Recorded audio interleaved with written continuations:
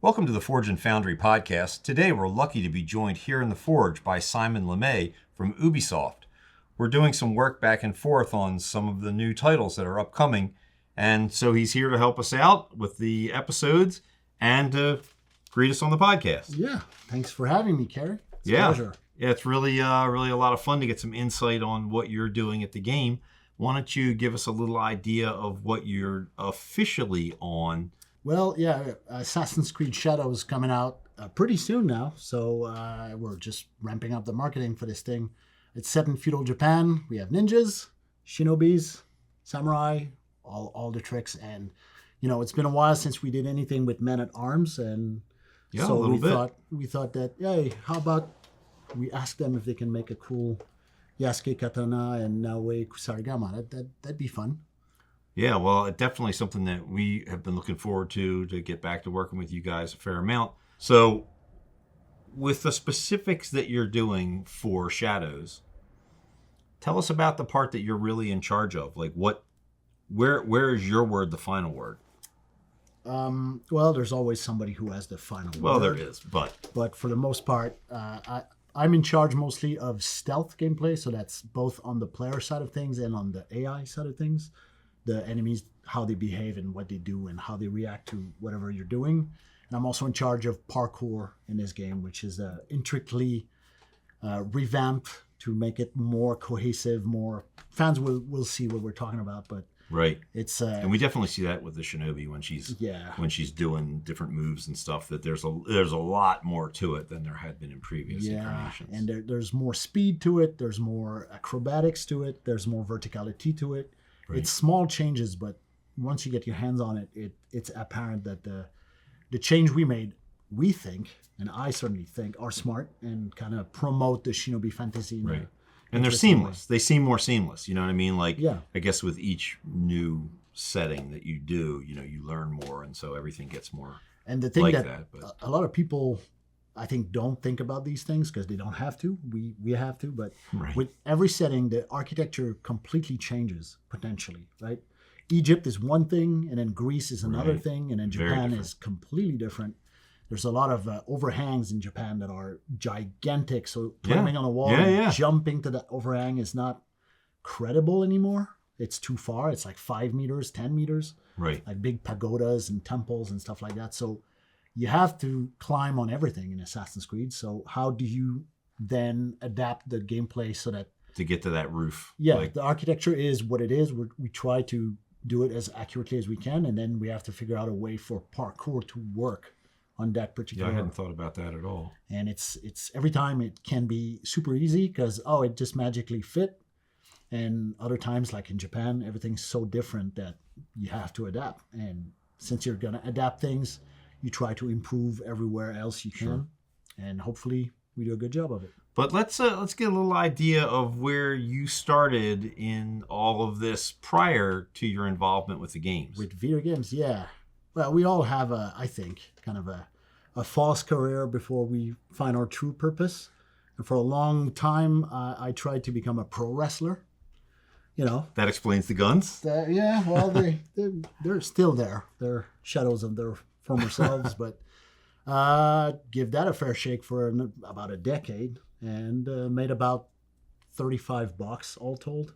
Yeah. So that didn't work out, but my side gig was making animation and slowly making my way through video games, and that turned out into a pretty interesting career all told. Right. And it sounded like from our earlier conversations that you were kind of involving yourself more in maybe the scripts or the layouts for the pro wrestling. Wrestling. And is that also in Montreal where you're working? Yeah, that was in Montreal. So a couple of wrestlers, notable wrestlers that are now in WWE came through there.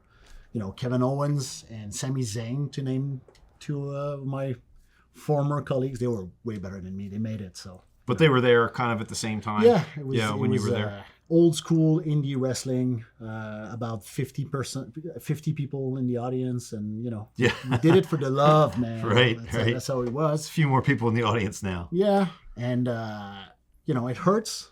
It's staged. Yeah, you know that a chair is coming. It's still coming though, and at some point I was like, I think I would have more value if I was working on the script for the show rather than being a performer. That's what I did for a couple of years, and I really loved it. I helped, like, the wrestlers are good by themselves, but just putting their matches in the right order and having a macro view of everything helped me tell better stories and, get a grip on how to script and work a crowd to get a response that you're working towards, a response that you're expecting. You want them to cheer, you want them to boo, you want them to be pissed off, you want them to be pissed off enough that they're going to pay again next month to see the guy get his ass kicked, the comeuppance, we call it. And that translates pretty well into my official career. It's like, it's all skills that I find useful. Right. Where do you go from there? Where's your next thing?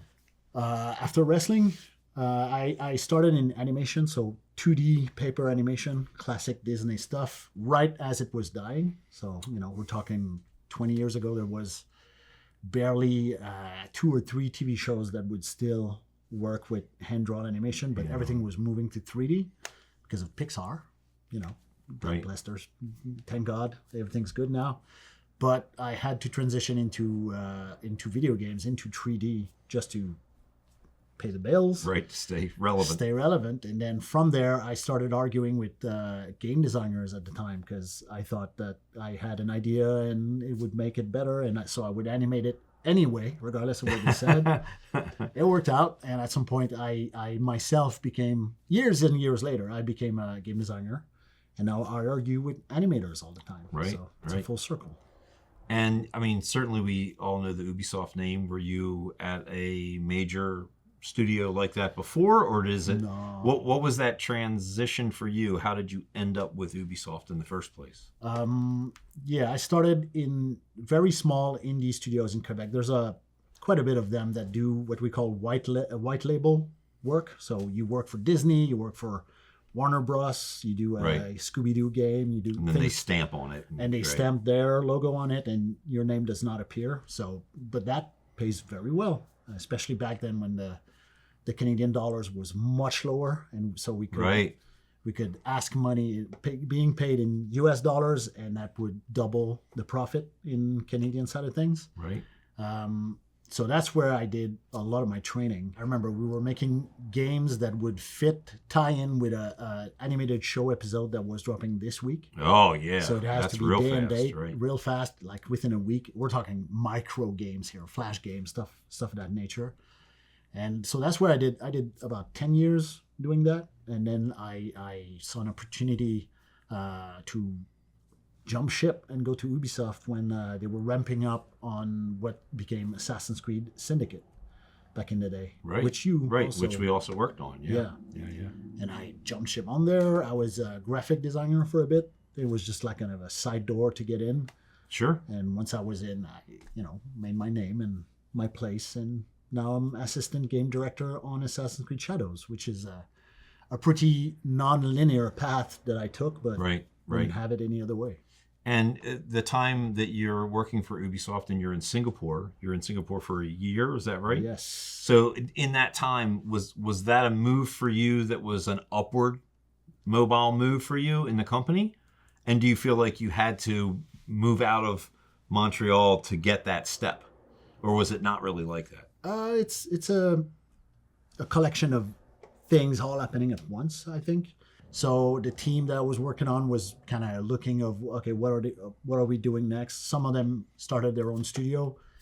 I saw an opportunity to go to Singapore instead, and I had no more project ongoing. It was a good time. Right. Asked the wife, moved the kids and the wife over to Singapore in what was supposed to be kind of the expat dream.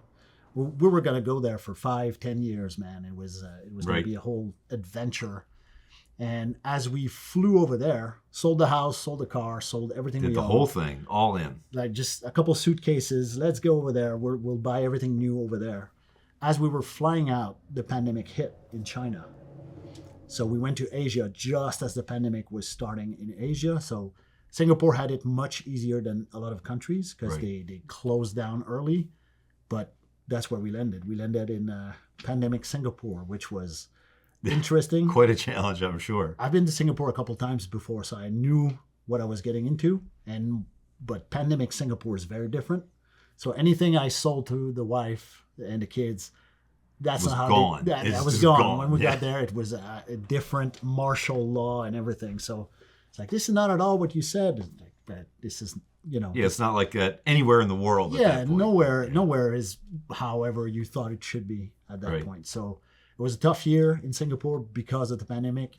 Ultimately, we chose to come back, and not to Montreal, to the Quebec studio, which is to Quebec, the small cousin of Montreal, and that's where I came back to the Quebec studio and started working on Assassin's Creed Shadows. Did you know when you were coming back you were going straight onto Shadows? Yeah. It's not how. Oh, you knew. I talked. So you already knew it was a big deal. I talked to my former boss. I was like, "Hey, things are not what they were supposed to be here," and he was telling me, "Well, we're doing Japan next, so how about you hop on a plane and come back?" I was like, "Okay." And I don't know if you can talk about this. Was the Shadows name already known, or we knew it early on as Red? Yeah. So it was Assassin's Creed Red to us when we started working on the project. That's how I mostly call it still. Yeah, that's still what hits me in the Codename Red. That's what we call it internally. Exactly.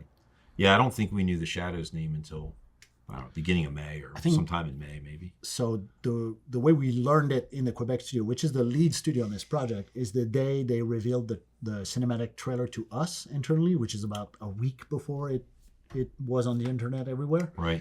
And at the end of the trailer is the name, and that's how we learned it. Right. Like, okay, that was really neat. So we actually met Simon at Ubisoft Forward at the event this last year, where they were revealing the game, and that was it's one of those things when you go to a place like that, and I don't know how many people were probably there. There were probably as many as 1,000 people that were there to kind of see the release and see some teasers from the team, and to see the weapons that we'd made for Man-at-Arms, which, even though we don't have the episodes out yet, we did reveal them there, and so there's pictures on the internet. And that's where we met Simon, and it was pretty obvious that we kind of had some similarities and were interested in a lot of the same things. We just got chatting, and so that's kind of how he ended up out here to be doing some filming with us and to shoot this episode of Forge and Foundry. And when we were at Forward, what was your, we met there and we talked, but it was mostly because I was babysitting the weapons, and, the other guys, Tony and Kerry, were doing some live forging there. What was your position there? Were you talking directly to the troops, or were you, what was your, were you an attendee almost? As what they call a speaker. So I was on the stage presenting the reveal gameplay to the different group of journalists that came through, and that was the first time I was doing it, and it was really fun. Really enjoyed it actually, and so that's what I was there to do, and did a couple media interviews as well with the fine folks that attended. Right. And I've been involved in the marketing of the game ever since, I think. And so I was there as a speaker. I gave a couple interviews as well, and I had some downtime, and I came and asked about those weapons you were making, because my God, are they cool? Yeah, really fun. It was really nice to make a whole other set of things again, and know that they were going to be, in the game that way and used. And I know the venue where we were didn't take too good for us. It depends. Using a live, sharpened, oversized katana. That's something we deal with at shows all the time, so it's not too concerning for us. Yeah. So, and then I guess your bosses were happy, so they sent you to Germany to do the same kind of thing, right? With Gamescom. Yeah. For Gamescom. Yeah. This time it was meeting the fans instead of journalists. Right. Which is also very different, very interesting. And that's a huge event. Yeah, it's the first time I went there, so it was much, much, much bigger than I even thought. It was millions of people coming through, and it's crazy. It's I don't know if you've ever been, but I haven't. But there's the exposition lounge, which is video games and stations with demos and stuff, and then there's the merch area, which is twice as big, and you can buy weapons and plushes and books and whatever. Yeah. And that part is even bigger than the video game part.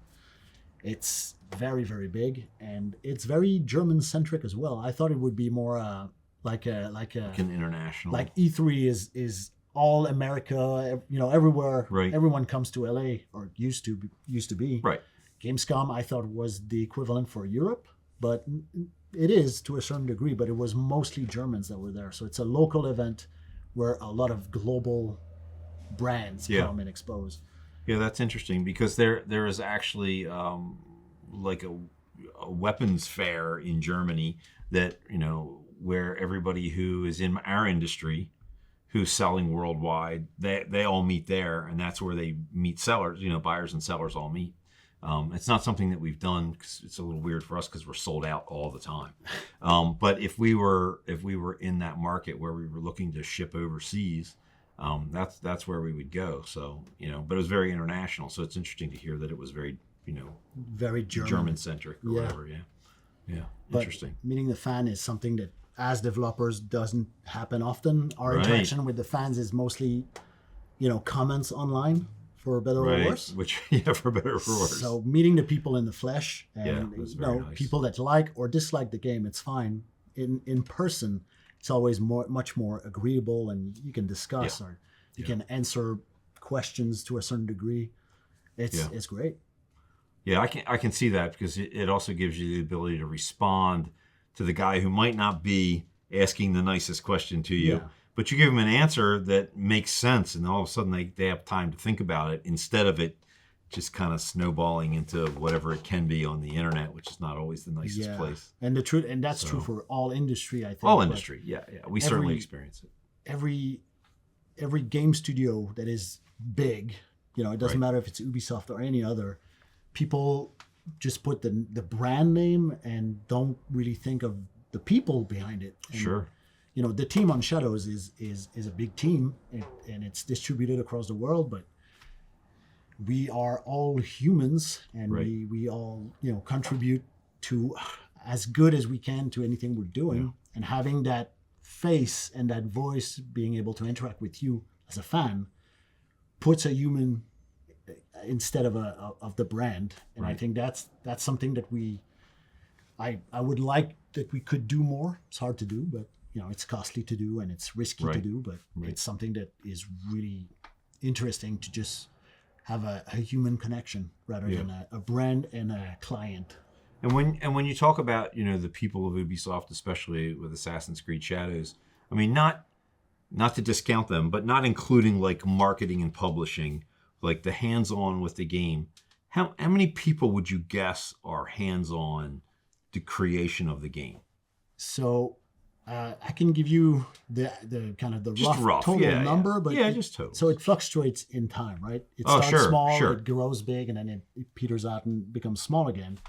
At its biggest, it's about 1,000 people distributed across the world. Right, to create one game. One game, but it's a massive game. It's a big game. So that's what you need to do that scale of a game. Right.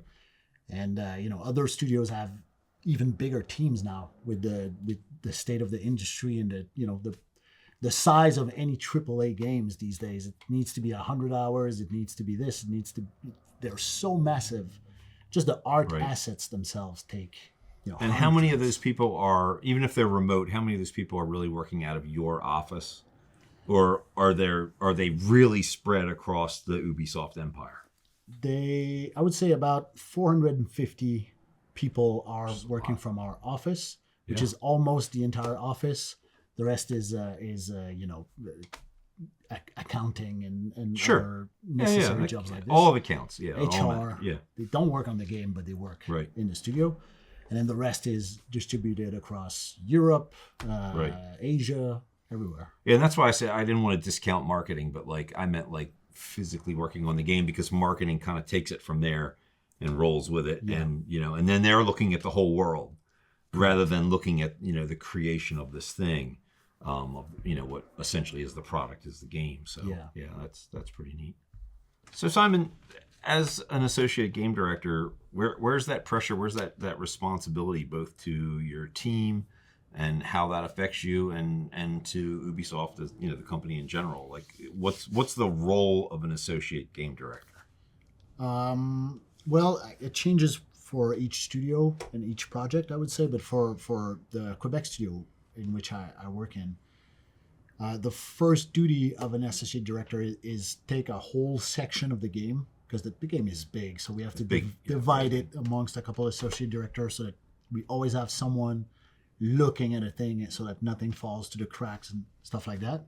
So the entire section of the game that I take care of, which is mostly stealth and parkour, there's more to it, but that's the main things. Right. I got to make sure it's as good as it can be. It delivers on time, and the team knows what they're doing and what the vision is. And if there's a change for some reason, communicate that to, either into the team or out of the team, because sometimes it's the team that cannot do something or won't do something, and then the other teams need to know about it. So that's my first role. But on the public speaking side of things, there's a pressure to, show the game in its best light as we can, of course, because that's how you sell things. Right, that's part of the job.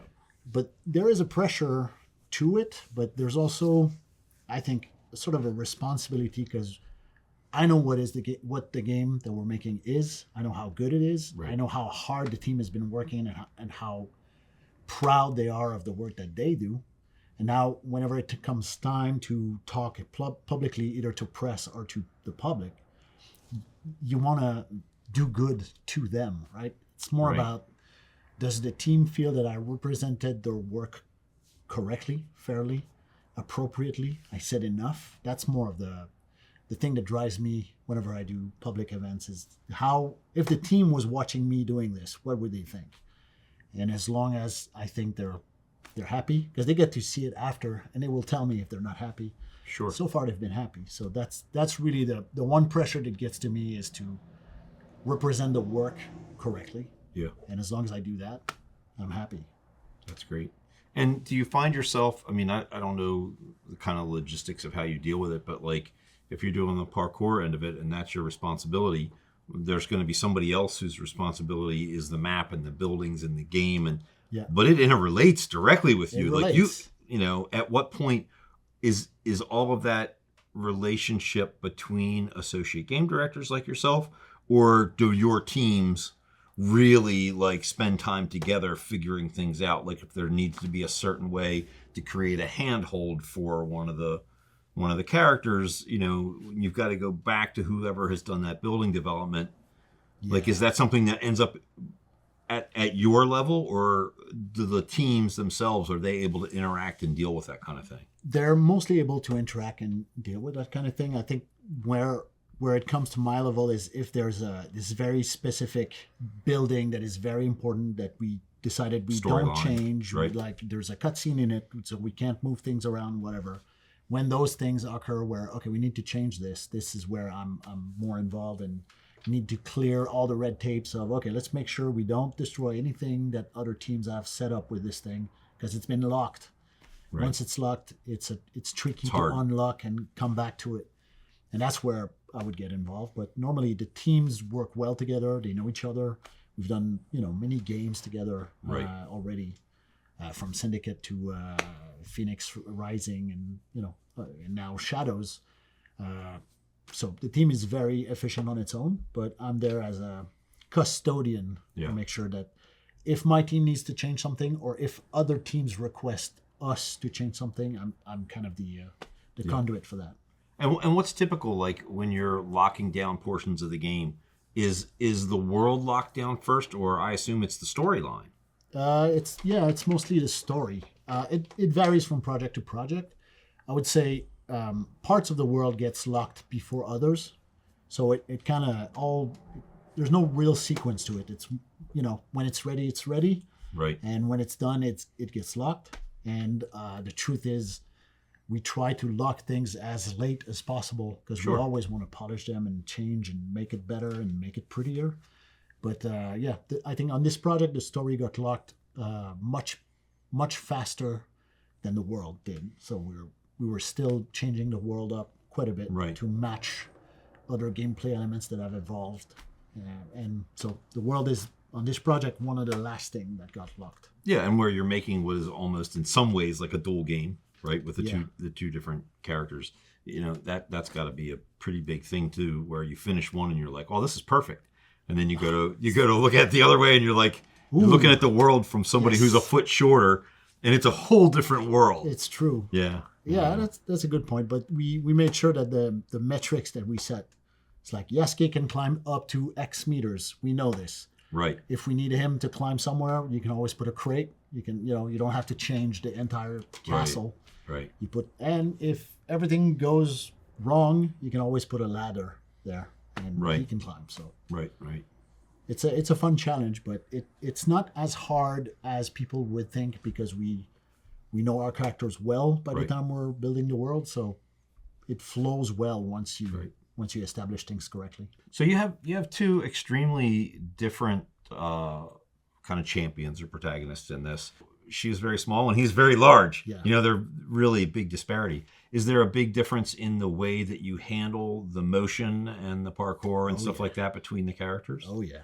Yeah. We had to pretty much double everything. Yeah. Because those two characters are, like you said, very different in absolutely every way we could, right? They have different size, they have different perspective on the world. One is a foreigner, Yasuke is a foreigner, and now is a native shinobi of Japan. They have different styles in terms of combat. She's a trained shinobi, he's now a trained samurai in our game. So everything that we could make different, we did, including the parkour. Right. So a lot of effort is done on Naoe to improve the speed, the agility, all that you want a shinobi to do. And for Yasuke, who's a much bigger, much more, I would say, kind of a centered character, like less acrobatic, less flashy, less acrobatic. That's the short way to put it. He is more. He has more ease on the ground, so we made sure that he has some parkour if you need to climb over something, but he has to muscle up and then put an elbow down and then put a knee up, and then so it takes a It's not a simple grab and flip over a section of wall. So Naoe has been accelerated compared to every assassin we've had before, and Yasuke has been decelerated in interesting ways, so that you feel that on a rooftop, Naoe she's a cat. That's where she's good. Right. And then Yasuke is on the ground. That's where he shines.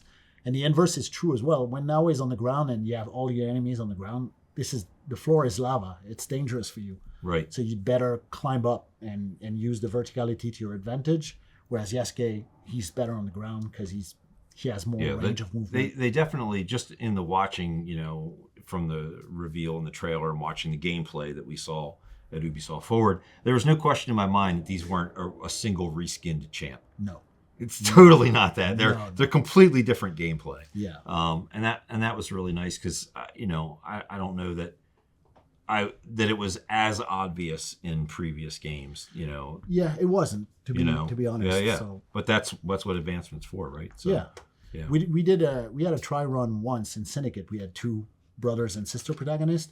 They would play mostly the same. They had some difference, some distinction. Right. I think that was a necessary step for us to get through that because we don't know if the players will want to play one over the other. And with Shadows, we completely assumed it. It was like, and with Shadows, it's like two completely separate games. And the interesting part from a gameplay perspective for players that if you get an armor plate for Yasuke, it doesn't fit on Naoe. You don't even have to explain it. You can trade weapons or gear, so they have their own. Each have their individual path through for you to work on, and that makes each character interesting in their own way.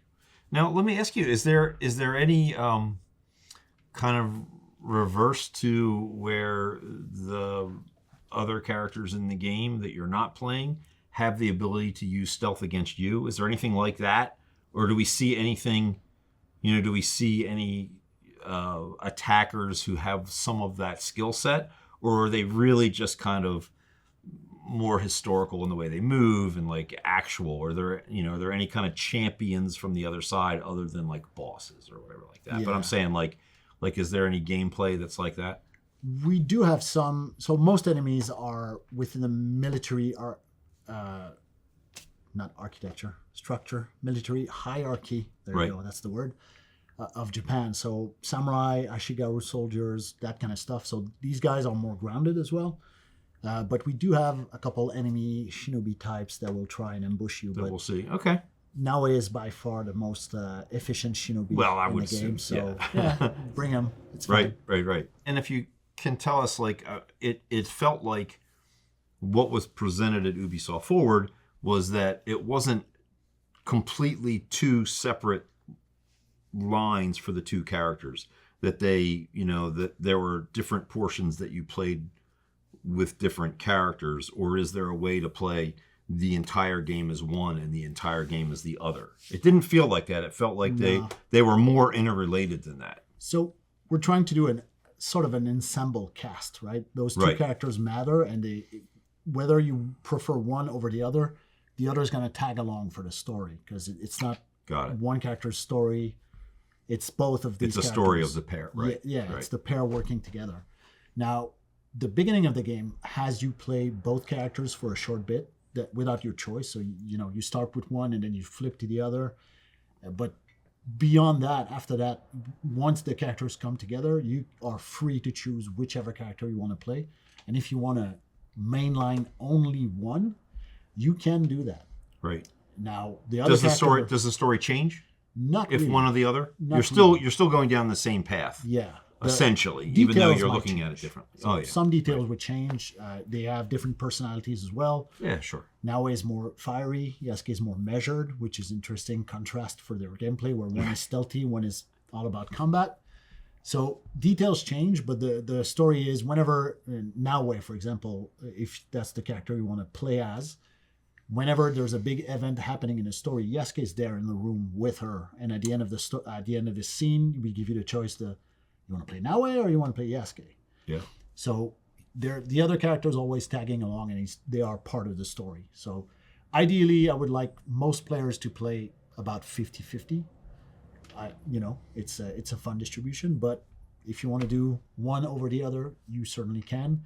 There's some. Well, that makes it neat for like a restart. You finish and you go, let's try. True, and there's many stories in this game. It's a big RPG, so there's quest lines that are unique to Naoe that only her can complete, and unique to Yasuke as well. And if you don't want to play one or the other character, then you will miss out on that content that is specific to them. But you'll still be able to move past it. But you can still complete the main storyline. Right. Yeah. Well, that's neat because it gives more life to the game, say, when you've got, 150 hours or something expectation, or wherever that number is. Yeah, it's a big number. It's a big number, yeah, a couple hundred hours. So that changes it from a couple 100-hour game to 400-600 hours, right? If you're going to completely play and you can change like that. I mean, if you want to replay as the other character and mainline that, then you double the time. So yeah, that's what I'm saying. Like there's a lot more even longevity beyond what the plan is for the game. Like I can definitely see people who want to, there's those guys who want to go through and they want to play and they want every single NPC in the game to be dead, or they want to go through and they never want to kill a single person. Yeah. Like there are people who want to, kind of be tweak and they want to get exactly what they want out of it. And so they'll fight to do that. And those are the people who get a tremendous amount of enjoyment out of the games because it just kind of keeps going because what they're trying to do is maybe not the story, Correct. But it's very interesting to see that. Adapt the game to what they want. Right. And that's right. A good RPG would allow you to do that if that's what you want to do. Yeah. And I can remember playing some games that were stealth-based games that were not this, that were very much, we would try and do it both ways. We would try and eliminate every person, and then we would try and eliminate no one. Ghost style. Yeah. Give you all a little bit of a comparison and show Simon. So this is a Hosen school sword that is Kodo period. So this is prior to 1550 in full polish. And it gives us an idea of size. This is a particularly large sword. It's about 30 inches of blade, but it is nowhere near the size of what we're creating for the game. So, and what we're creating there, to give you an idea of physical size on a blade, this guy is one of the original blades that we made to show for Ubisoft Forward, and it is absolutely a massive blade. So we ended up making 3 different blades in this size two which are made from Japanese steel that you see us creating during it. I'm not going to drop it on you, I swear. I know. You can handle swords, I'm sure. And then we also made one out of mono steel that we could cut to an exacting size. But that was really so that we had a template that we could work towards. Swords of this size in Japan, while you see a lot of that online, would be extremely rare. Even this sword, which is, as you can see, even in the case, is a considerably smaller weapon. I'm going to hand this to you. This sword is huge. This would be considered a really huge sword. So that gives you an idea of the overall size on a piece like that. It's really cool, man. Yeah. It's something powerful. I know you do this every day, but handling a real sword, it feels powerful. Like it's the accurate size that we have in game, right? This it's right to the size from in game. This is Yasuke's sword. Yeah. The girth on it, yeah. it's the guard, Yeah. everything about it. It's just oversized and awesome. Yeah. It's really cool. So this is our backup blade. The blade that you will see in the actual Man-at-Arms video is identical in size, but we wanted something that had a little more beautiful hamon and a little more figure to it. So you'll see that when we get into the Man-at-Arms episode soon. It is kind of an unusual thing for us to meet somebody directly involved with the game, like a developer like that, with the exception that we did. It was really fun because we're in Baltimore and Bethesda is here and ZeniMax is here. When we made Dawnbreaker, the original designer of that sword was able to meet us at the Maryland Renaissance Festival and take pictures of the sword that he'd drawn and never held. That's cool. When you think about it, it was his design from, many years ago. And then here it was. They were unaware of the episode. We had not worked with Bethesda at that point in time on that, at least. So we just kind of dropped that episode. And, there was, kind of a flurry of, hey, I'm the guy who made that sword. That's amazing. Yeah. And so since they were local, it was really cool to be able to meet them. Well, if we ever get Ubisoft Quebec studio to kind of repatriate those weapons as a showpiece in the studio, I'm sure the concept artist who worked on them. And is he there? Artists, is he there in your office? Yeah, they're there. Cool. So we have the Kusarigama and the Katana, different artists. Right. If they can, I'm sure they would melt if they can hold it. No, we'd love to see some pictures of them with them. I'd love to have something like that to see too. We love talking to people that are doing it. Yeah. Yep. It's cool. It's like, I didn't draw this. I just designed how you use it. Right. In the game. Right. Just holding it. Oh my God. It's a big boy. It's a big boy. It's something to swing that around. Right. So how long has it been since, for you, your beginning involvement with Shadows to where we are today? Just short of 4 years. Yeah. So I was a younger man when I started working on Japan. Yeah. And is there a building feeling of excitement for people to see what you've already seen? Yeah. I mean, which I've already played to completion numerous times. So, there's some trepidation. We're always eager because that's, if you want to talk about delayed gratification, that's it. Game developers have that all the time. You work for years and years and you hope people love it when you send it into the world, and you have no power once it's out the door. It's out the door and it's going to be what it's going to be. So there's trepidation. I am personally very confident about how it's going to do. Right. Or how it's going to review, I would say. We know what we're making. So, it's, I'm excited for it. I'm eager for it. I'm expecting relief, catharsis, all these things. Maybe none of it will happen. We'll see. But, obviously I can't really comment on the storyline because the storyline that we saw was not actually, I think, part of the game, right? What we saw at Forward? It's part of the game, but it's a little piece, but dramatization. But the visual that we saw, I was pretty astounded at how spectacular the game looked, even on a large screen. Because when you get into expanding something that big, even seeing it in the theater like that, the fact that the beauty of the game came through on those really big screens instead of kind of being washed out really gives you an idea of, the level of the quality of all of the renderings in the game. And Pretty that was astounding. last June, correct? Forward Yeah, was? yeah, So we were beginning of June when we saw each other. Might as well been a million years in dev time, Right. Because a lot of the polish in Assassin's Creed happens in the last 2-3 months, Right. where we really push it. So I'm eager to see. So the fall, yeah. What do you think when you see it again in its final form? I think I'll buy some bigger monitors before it comes Yeah, out. that screen was cool though. It's the Yeah. kind of football stadium screen that we had Yeah, at Forward. yeah, so. yeah. But even the smaller, when I say smaller screen, even in the small area where you were, demoing it for the journalists, Yeah, that was it was absolutely beautiful. it's pretty. It's absolutely beautiful. It's pretty. Yeah. It's dynamic. The wind simulation, all these things that we've been talking about. A lot of Right. engineer time went into it. It's gorgeous. If you put it on max settings and just look at it for a bit, it's majestic, I think. Yeah, that's really fantastic. Well, And you're a gamer too, so you know what you're talking about. yeah. Definitely looking forward to seeing that. So, Yeah. that's great. I mean, the excitement is building, I think, across the board for you guys. And, the internet is a fickle, crazy place.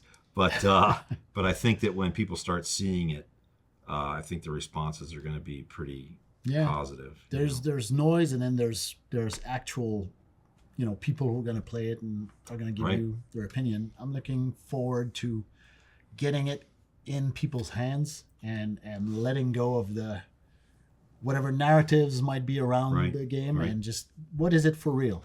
What do you think? Assassin's Creed is always highly anticipated. Yeah. But nothing is as anticipated as Japan for That's any true. kind of assassin, right? It goes back, it hits people that are my age, we're boomers. I'm 60 years old. And so for us, we grew up with, Kung Fu action theater and all that kind of stuff. American Ninja 1, 2, 3, I didn't know. Yeah, we wouldn't stay from the ninja word, but Shinobi, whatever, all of that. And then, all the way forward, I think it's always been like, when is Japan? When is Japan? Like, I don't think that's ever been a change in that narrative where every time one would come out, they'd be like, Japan's next, right? So it's here, It's funny because every turn we get at the wheel at the Ubisoft studio to lead an Assassin's Creed, there's a small group of us that goes, are we making Japan this time? And then most of the time the answer is no, we're making whatever else. Right. And then the next time around we go, we're making Japan, right? No. Yep. And this time it was like, we're making Japan. And they're like, oh yeah. Yes. And then we went, oh crap, we're making Japan. Okay, let's get our thing together. Let's make Japan then. Great. And it's been a journey, years of labor and countless hours. Yeah. And a couple of, like you said, close to 1,000 people. Yeah. At any given time. Yeah. And a couple of cool swords and Kusarigama in the flesh and a beautiful great game. Fun. Yeah. So hopefully people like it. Hopefully you like it. I'm pretty sure that I will like it. I think that pretty much everybody here at Baltimore Knife and Man at Arms is pretty excited to see it. So we're definitely looking forward. And I'll be able to play with that sword sitting across my lap, which is one of my favorite things to do. If I'm playing a video game, if it's League of Legends or whatever, I often have that weapon sitting next to me. Yeah, it's really fun. Do you talk trash on League of Legends? Saying everybody doesn't. Everybody. Yeah, but you can say I can actually.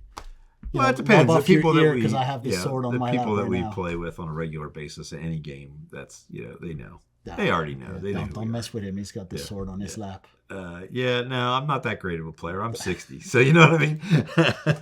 Yeah. But I enjoy it a whole lot. So I'm definitely looking forward to see Assassin's Creed. I hope you like it. Hope people like it too. Well, we're definitely looking forward to see where you're at next. Yeah. Obviously you've got to deal with this for a little while, but it's going to be really interesting to see where you land next. And we really appreciate you coming here on the podcast with us. It's definitely been informative and fun. Yeah. And, it's kind of neat to be able to talk to somebody who's so closely involved. Right. Not marketing. You heard it. And so one of the last people that we dealt with, marketing was the CEO of the company, but he's not in the day to day. I mean, he's day to day, but he's not in the day to day of creation. So for us as creators, talking to a creator is really a big part of it, Yeah. So. And the delta between our digital universe and your real one is, I think, a super interesting contrast. I love looking at the tools and asking questions about what is this and how does that work, and it's just a wonderful adventure. And it's neat for us because, you know, at Man at Arms we were in a situation where it used to be we'd get a picture, and that's all we might know about the entire thing that we were making, especially if it's something unreleased, right? Yeah. And so now for us to be able to talk to the developers, have 3D renderings, have, you know, multiple angles of multiple pictures, and as silly as it is, just a couple of years ago, just getting the information of what the scale was for the size of the actual weapon that we were making was extremely difficult. So often what I would do is I would take the character holding the sword and do some math and put it in the background of AutoCAD, measure the character, measure the weapon, and scale it to how tall we thought that person was. Yeah. You know, what's the average height of a woman in Japan? And that would be how we would determine the size of the sword. And, you know, that can be all over the place. It's not necessarily the size of the character in the game. And if we're not playing the game, or if the game's not released yet, we just don't have any idea. So to be able to get that information like we did from you guys, where we could measure every single part and use some of the artwork and some of the, you know, some of the 3D files to get it exact was really great. Even though we're starting from ore, you know, that was made from beach sand from Japan. You know, it's really, really cool. So, that's awesome. Yeah. So, do we see either now or in the future? Do you see AI having an effect on how these games are created, or how maybe the next Assassin's Creed is going to be created? Yeah. Well, I don't know about the next one in the pipeline, because, you know, it's soon. It's in process, right? It's already got to be in process. You know, the sun never sets on Assassin's Creed. Absolutely. But AI is definitely something that keeps popping up in every discipline, and we just still don't know exactly how it's going to turn out. Is it going to be useful? Is it going to take over? Is it going to, you know, be a hindrance? Who knows? But one thing that's already available to anyone is text to speech, right? So you just type your words, and then you can have a quote, an AI voice voicing your characters, and so you can definitely speed up the process of testing a quest, and it does the story work, does the acting sort of work, and so that, I know that could be a big difference. That makes actors nervous, because, you know, reasonably so. You know, especially if it's something where they can be sampled. I mean, obviously that's different between the different studios and different agreements, but it's definitely something to think about, right? Think about. Yeah. But it's true that machine learning and every other tool that could come up in the, you know, every big company that's working on AI will and can and will have an influence on video game making within the next 2, 3, 5 years. Right. So yeah, we're right on the cusp of it being. We just don't know what important. We just don't know what. We just don't know exactly how much of an impact. Right. Right. We'll see. And do you know, will you be involved in the next AC? The next one, I don't know if I'm going to be involved yet, because obviously... Because you're still finishing... Once Shadows comes out... Right, you're still finishing Shadows and post-launch, and so I'm going to be working on a post-launch for a bit, and see what the players react to, and try to give more of that, and then we'll see. Right. So this has been Simon from Assassin's Creed Shadows, here in the studio with us, talking about what we can see in the game and some of the things to tease us about what's upcoming. Really looking forward to it, and looking forward to talking to him again later here on the Forge and Foundry podcast. Click the logo to subscribe, or click one of the videos to see more here on the Baltimore Knife and Sword channel, or go to Almy and watch Man at Arms.